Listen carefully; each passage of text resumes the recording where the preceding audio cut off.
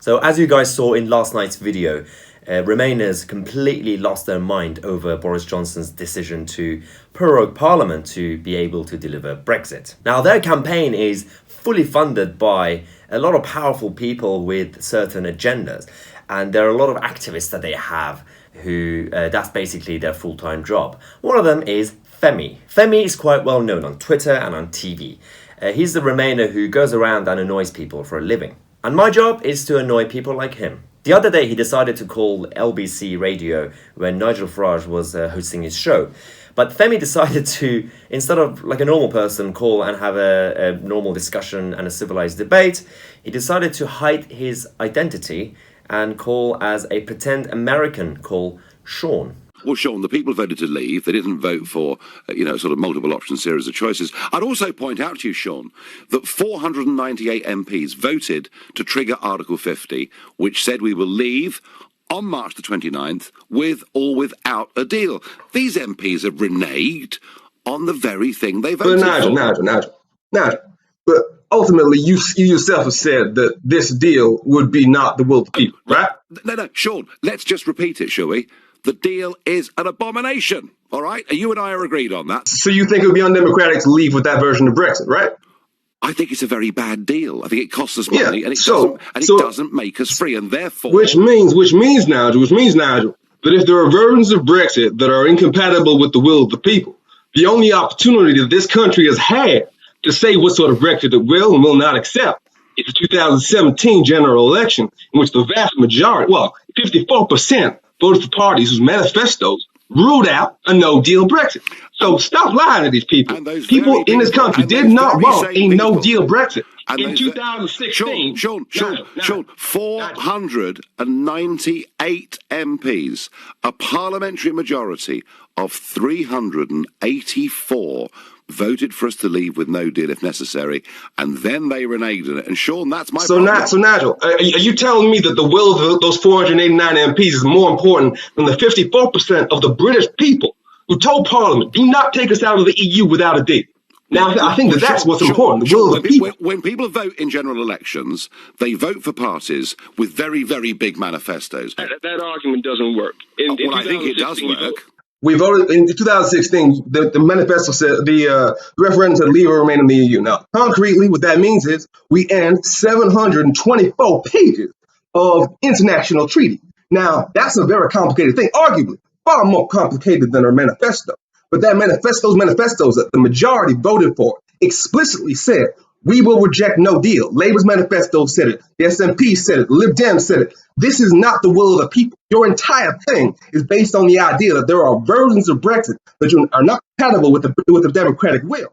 Now, there are a few problems with this. Now, putting aside his immaturity and the fact that he had to pretend to be someone else, he and people like him on the Remain side spend literally every single minute of their life spreading fake news and wrong data and stats about the situation when it comes to Brexit. Now, they have a new line, which is quite interesting. Now, obviously, Brexiteers for the past 3 years have been going around saying that we have the biggest mandate in history with the Brexit vote, and obviously MPs have to deliver it and everything.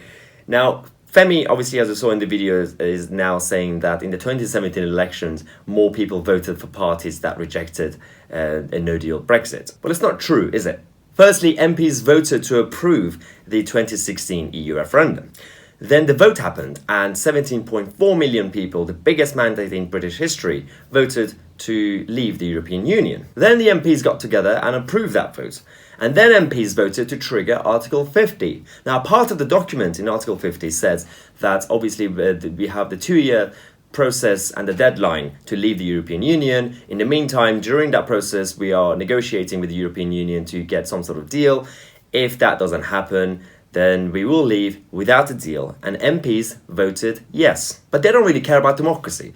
And all these MPs have now changed their mind. And the problem is exactly here. When you look at the difference between Leave and Remain, more people voted in the referendum. More constituencies voted Leave. More Labour constituencies voted Leave. More Conservative constituencies voted Leave. Also the regions. The only problem is the MPs. Now, speaking of fake news and Remainers basically brainwashing young people, and especially the millennial generation, I went on a channel called Brain Thunder to discuss the younger generation, and how they get their news, and the problem we have with wrong data and wrong information. Back on what you said on social media, I definitely agree that we discussed this actually in our previous episode, that it gives people more of a voice when it comes to expressing their opinions. So obviously the noise is louder, but when you say that it also comes from the fact that there is a lot more information out there, so people are more aware of what's going on, and there's more visual information being shared. Yeah, there's more access to information. So there was the problem with humanity throughout the last few centuries was that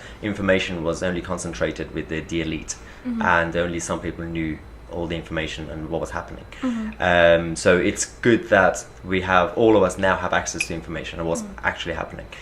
But there's an overload, so there's a lot of misinformation that's going out there, and because especially our generation, we are always in a rush and we're impatient and we don't necessarily want to do our own research, so we don't even actually watch the news properly, actual news apart from the headlines. We don't read them. So people get their news through memes, through Instagram, like a article, that the actual headline of an article, without actually clicking on it.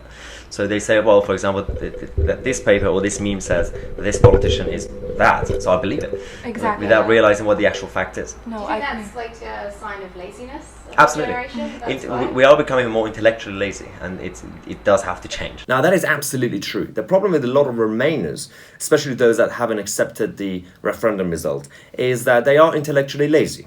They don't actually get their news properly. They don't do their own research. What they do is they get their news from memes and from fake headlines instead of actually going out and finding out the information for themselves. Yeah, because a random expert that they don't even know told them that this is a bad idea. They just say, yep, it's a bad idea. Now, their second problem is that things have completely changed. There was a time when it was ordinary people and ordinary voters holding people in power, in a position of power, to account. Whereas now, what the Remainers and people on the left are doing is that they are scrutinizing ordinary voters.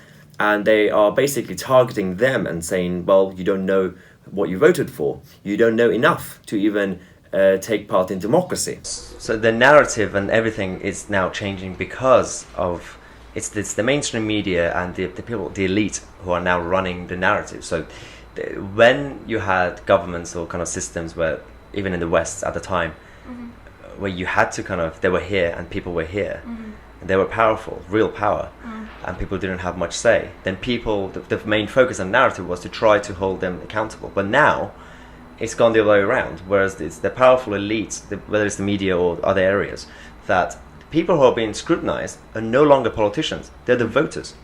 The ordinary voters are now being scrutinized. So however you vote, politicians, media people, or even ordinary people, then target the actual voters. I'm judging you for voting that way, instead of saying judge the politician who said vote that way. You no longer, we still obviously criticize politicians, but then the main narrative is to scrutinize voters instead of the politicians.